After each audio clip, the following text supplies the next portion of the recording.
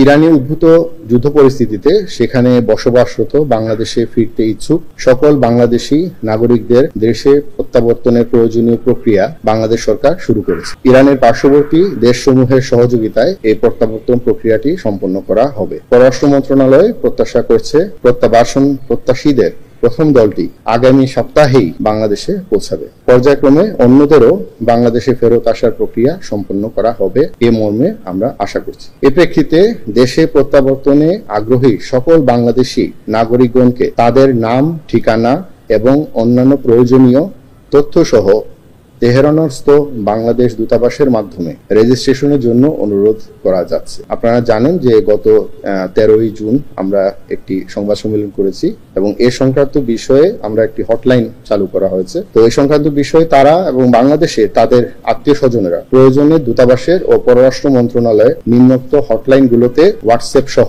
সরাসরি যোগাযোগ করতে পারবেন। বাংলাদেশ দূতাবাস তেহরান হটলাইন +9899085777368। আমি আবার বলছি +989908577368।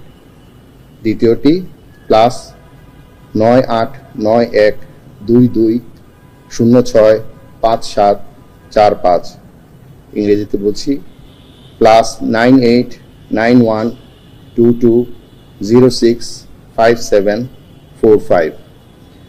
এবং পররাষ্ট্র মন্ত্রণালয় ঢাকার হটলাইন +880120120847।